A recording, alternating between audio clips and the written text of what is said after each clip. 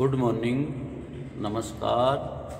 मैं ओम प्रकाश मेहरा आज आपको बीए पार्ट सेकंड राजनीति विज्ञान के पेपर भारतीय राज्य व्यवस्था शीर्षक निर्वाचन आयोग के कुछ टॉपिकों का हमने पूर्व अध्ययन किया था कि निर्वाचन आयोग क्या है, संरचना और संगठन क्या है, संवैधानिक प्रावधान क्या है, निर्वाचन आयोग बहुसदस्यीय है, निर्वाचन आयोग के कार्य, चार चीजों का हमने अध्ययन किया। निर्वाचन आयोग संरचना और संगठन में हमने दो बातों का अध्ययन किया, संवैधानिक प्रावधान और बहुसदस्यीय संस्था। फिर हमने किया निर्वाचन आयोग के कार्य और भूमिका। आज जो हमारा टॉपिक रहेगा निर्वाचन आयोग एक निष्पक्ष और स्वतंत्र संस्था। आज जो हमारा टॉपिक है निर्वाचन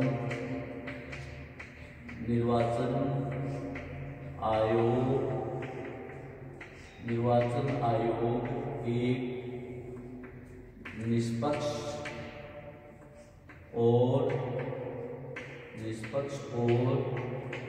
स्वतंत्र संस्था। निर्वाचन आयोग निष्पक्ष और स्वतंत्र संस्था।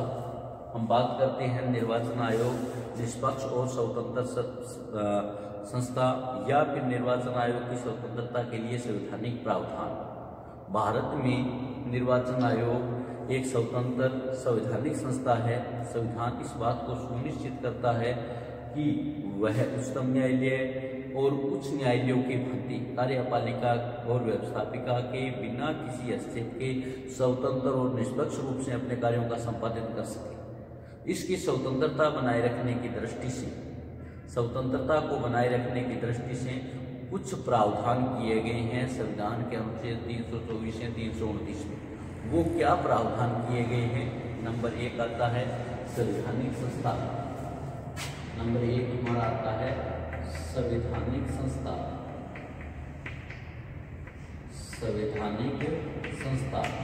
निर्वाचन आयोग संवैधानिक संस्था है।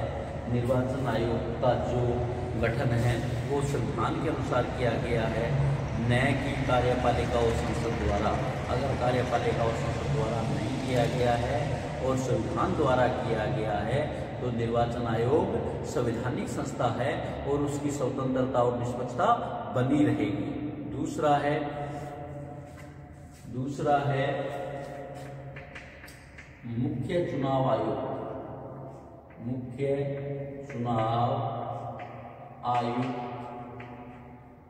व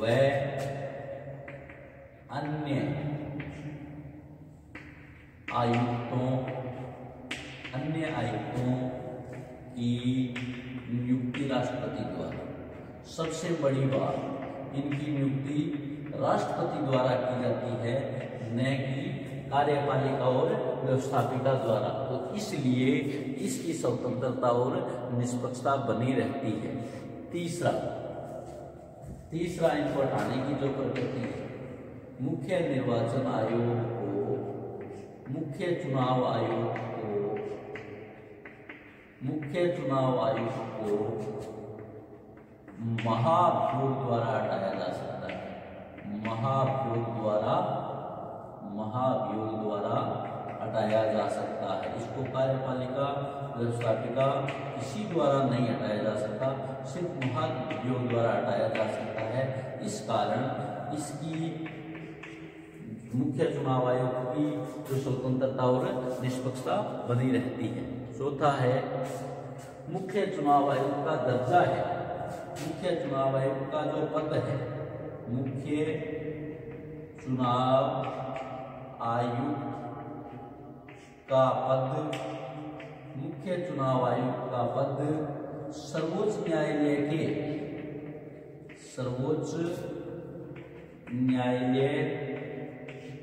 के न्यायाधीश के बराबर है। सर्वोच्च न्यायालय के न्यायाधीश के बराबर होने के कारण, सर्वोच्च न्यायालय के न्यायाधीश के बराबर पद होने से भी इसकी जो स्वतंत्रता और निष्पक्षता है बनी रहती है। पांचवा जो स्वतंत्रता और निष्पक्षता बने रहने का कारण ये है कि नियुक्ति के बाद मुख्य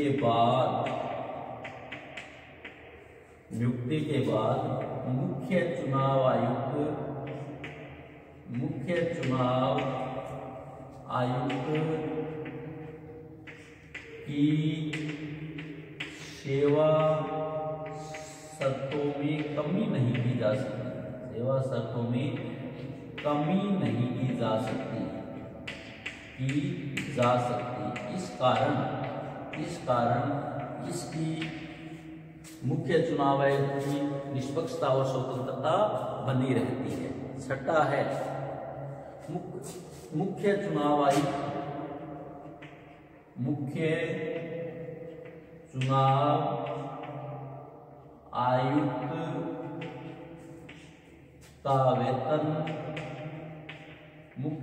आयुक्त का वेतन भारत की संचित निधि में से दिया जाता है। भारत की संचित निधि से दिए जाने के कारण संचित निधि से दिया जाता है और संचित निधि से दिए जाने के कारण निर्वाचन आयोग की निष्पक्षता और स्वतंत्रता बनी रहती है।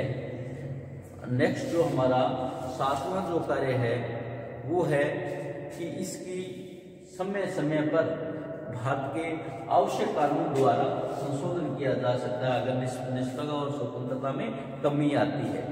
नेक्स्ट है हमारा जो दूसरा टॉपिक है स्वतंत्रता और निष्पक्षता के बाद अगला जो टॉपिक है चुनाव सुधार। निर्वाचन आयोग द्वारा चुनाव सुधार के लिए क्या क्या प्रयास किए जाते हैं, क्या क्या किया जाता है, ये चुनाव सुधार में आता है। लोकतांत्रिक व्यवस्था को सुचारू रूप से चलाने के लिए चुनावों की महत्वपूर्ण भूमिका होती है। चुनाव के महत्व को स्वीकार करते हुए भारतीय संविधान का भाग 15 अनुच्छेद 324 से 329 निर्वाचन से संबंधित है। भारतीय संविधान का भाग 15 अनुच्छेद 324 से 329 जो भाग है ये हमारा चुनाव से संबंधित है या निर्वाचन से संबंधित है। भारत में चुनाव पद्धति के कुछ प्रमुख विशेषताएं हैं। भारत में चुनाव पद्धति की क्या क्या विशेषताएं हैं? नंबर 1 वयस्क मताधिकार।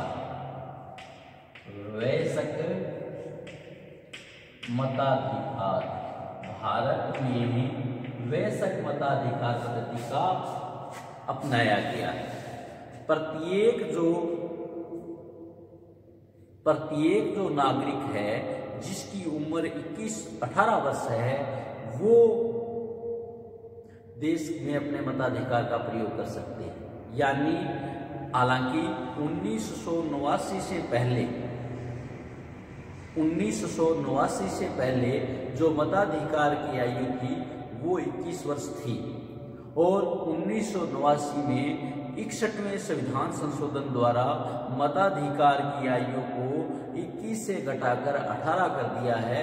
यानी 18 वर्ष का प्रत्येक नागरिक वयस्क हो जाता है और वयस्क मताधिकार के द्वारा चुनाव कराया जाता है। दूसरा है आरक्षित स्थानों सहित संयुक्त निर्वाचन की पद्धति। आरक्षित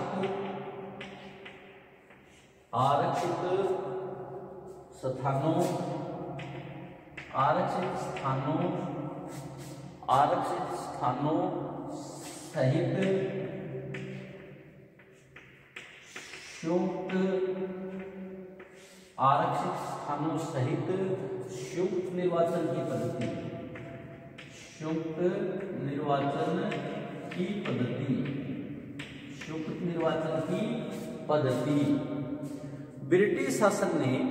ब्रिटिश सरकार ने भारत में सांप्रदायिक निर्वाचन की पद्धति अपनाई। मुसलमानों के लिए अलग प्रतिनिधित्व का प्रावधान किया गया। 1919 में सिखों के लिए अलग मताधिकार का प्रदान किया गया। ये जो निर्वाचन था ये एक क्षेत्र विशेष तक था कि ये इस क्षेत्र में इस सांप्रदायिक लोग चुनाव लड़ेंगे। तो ये जो निर्वाचन था ये सांप्रदायिक निर्वाचन था। इस सांप्रदायिक निर्वाचन के परिणाम स्वरूप क्या हुआ कि एक संप्रदाय दूसरे संप्रदाय का प्रबल विरोधी हो गया। अतः नवीन जो संविधान बनाया गया उसमें सांप्रदायिक प्रतिनिधित्व को समाप्त कर शुद्ध पद्धति अपनाया गया, यानी पूरे देश की जनसंख्या का आकलन किया गया कि उसमें अनुसूचित जाति जनजाति के इतने प्रतिशत जनसंख्या है, उन्हें इतने प्रतिशत स्थान देना है। ऐसा नहीं था कि ये स्थान फिक्स देना है। नवीन संविधान में इस जो सांप्रदायिक निर्वाचन की पद्धति थी ब्रिटिश सरकार की, उसको समाप्त करके संयुक्त निर्वाचन की पद्धति को अपनाया गया। लेकिन इसके साथ ही अनुसूचित जातियों जनजातियों को विशेष स्थिति को स्वीकार करते हुए लोकसभा और राज्यसभा में स्थानों का आरक्षण किया गया। मूल संविधान में 1960 तक स्थानों के आरक्षण की व्यवस्था थी। इस संवैधानिक संशोधन को बढ़ाते हुए 95वें संविधान संशोधन 2009 और 2010 के अनुसार 25 जनवरी 2020 की अवधि तक 25 जनवरी 2020 तक इस आरक्षण की व्यवस्था कायम की गई है। लोकसभा में अनुसूचित जातियों के लिए आरक्षण स्थान आरक्षित है। इन आरक्षण व्यक्ति ही खड़ा हो सकता है, लेकिन उसे चुनने का समस्त मताधिकार प्रयोग, यानी पहले जो अंग्रेजों के समय मतदान पद्धति थी उस संप्रदाय को चुनने के लिए उसके वोट मिलते थे। इसमें ऐसा नहीं है, चुने गए सभी लोग स्थान आरक्षित कर दिए गए हैं, यानी संयुक्त निर्वाचन पद्धति को अपनाया गया है। तीसरा है प्रादेशिक निर्वाचन, प्रादेशिक प्रतिनिधित्व,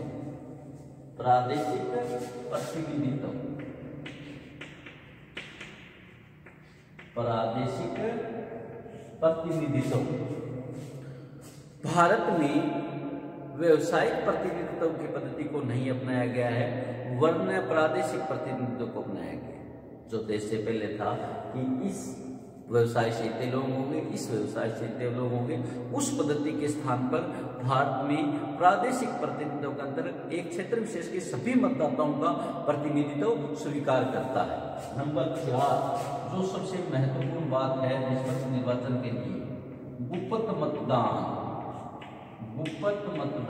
भारत के वयस्क नागरिक गुप्त मतदान द्वारा लोकसभा, विधानसभा, विधान परिषद, राष्ट्रपति, उपराष्ट्रपति और स्थानीय शासन संस्थाओं में गुप्त मतदान की पद्धति को अपनाया गया है। इस संबंध में 2003 ईस्वी से राज्यसभा एक अपवाद है कि राज्यसभा में खुली मतदान पद्धति को अपनाया गया है। नंबर 5 है प्रत्यक्ष निर्वाचन, अप्रत्यक्ष निर्वाचन। प्रत्यक्ष निर्वाचन और अप्रत्यक्ष निर्वाचन। प्रत्यक्ष निर्वाचन और अप्रत्यक्ष निर्वाचन। भारत में दोनों पद्धतियों को अपनाया गया है। लोकसभा और विधानसभा के लिए जो निर्वाचन की पद्धति है उसमें प्रत्यक्ष निर्वाचन अपनाया गया है। राज्यसभा, विधान परिषद और राष्ट्रपति के निर्वाचन के लिए अप्रत्यक्ष निर्वाचन की पद्धति को अपनाया गया है। इसमें सबसे प्रमुख संस्थाएं लोकसभा और विधानसभा है। कहा जाता है कि प्रमुख रूप से प्रत्यक्ष निर्वाचन की पद्धति को अपनाया गया है। नंबर 6 एकल सदस्यीय निर्वाचन क्षेत्र। एकल सदस्यीय निर्वाचन क्षेत्र।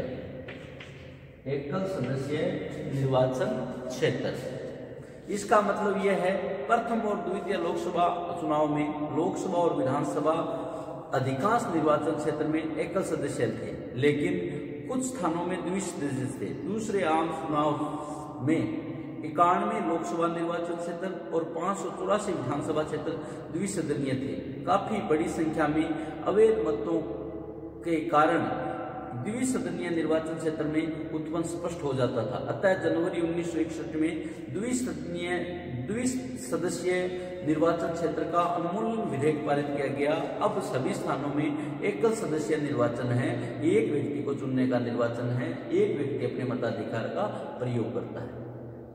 नंबर 7 है साधारण बहुमत की पद्धति। साधारण बहुमत की पद्धति, साधारण बहुमत की पद्धति और आनुपातिक प्रतिनिधित्व की पद्धति, और आनुपातिक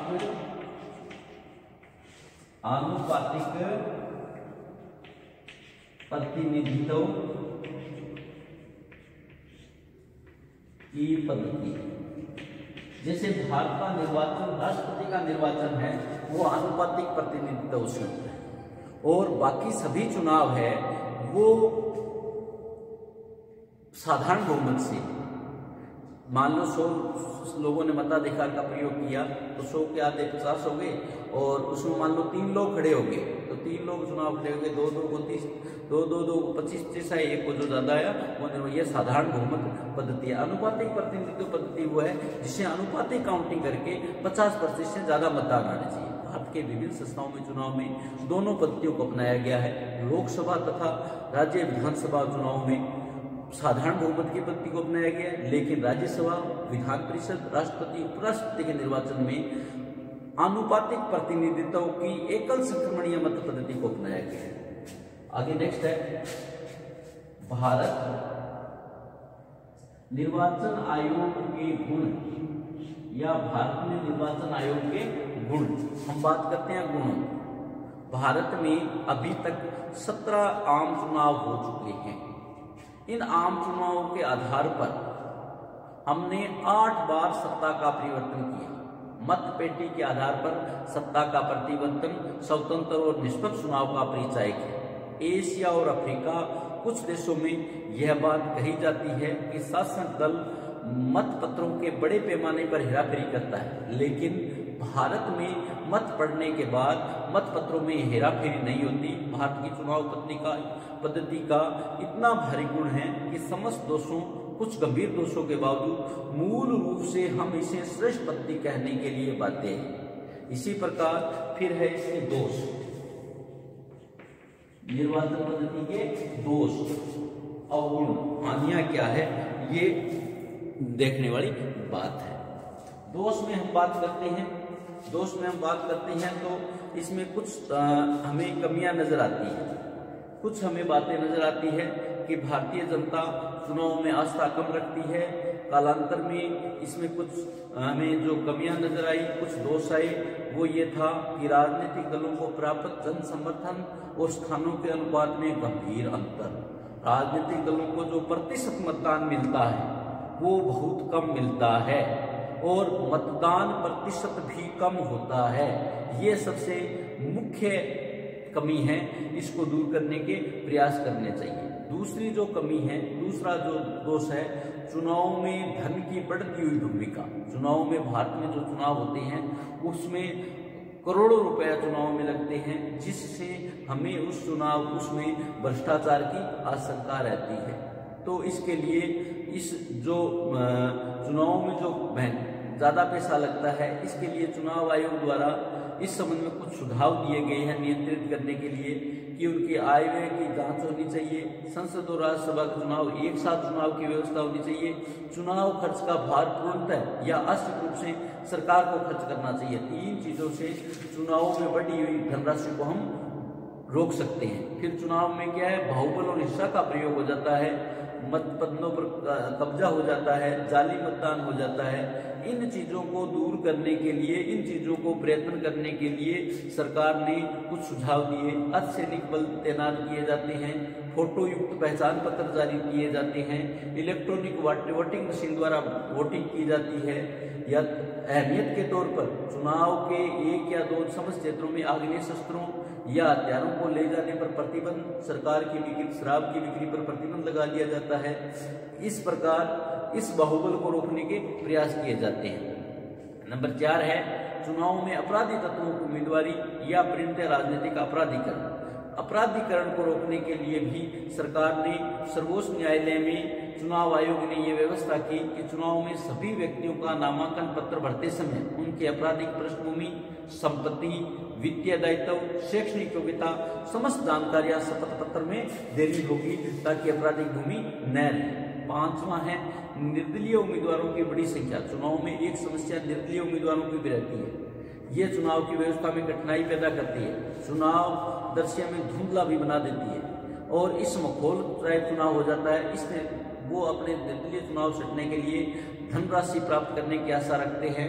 इस प्रकार इन जो निर्दलीयों की संख्या को कम करने के लिए 1996 में जो जमानत की राशि थी उसमें 10 गुना वृद्धि की ताकि निर्दलीयों की संख्या कम हो सके। नंबर 6, चुनाव याचिकाओं का निर्णय में अत्यंत अविलंब। चुनाव के समय जो याचिकाएं लगाई जाती है, भ्रष्टाचार की लगाई जाती है, हेराफेरी की लगाई जाती है, उनमें जो याचिकाएं लग जाती है उनके निर्णय विलंब से आती हैं। कई बार चुनाव जो व्यक्ति जीतता है उसके खिलाफ याचिका लगती है, उसको चुनाव वो एक कार्यकाल पूरा कर लेता है तब उसके निर्णय आती है, उसको शीघ्रता से चुनाव आयोग द्वारा दूर करने की प्रयास किए जाते हैं। इस प्रकार चुनाव आयोग के दोष और कमियों को दूर करने के प्रयास किए जाते हैं। तो हमें आज इतना ही करना है। हम बात कर रहे थे निर्वाचन आयोग निष्पक्ष और स्वतंत्र संस्था क्यों एक संवैधानिक संस्था है।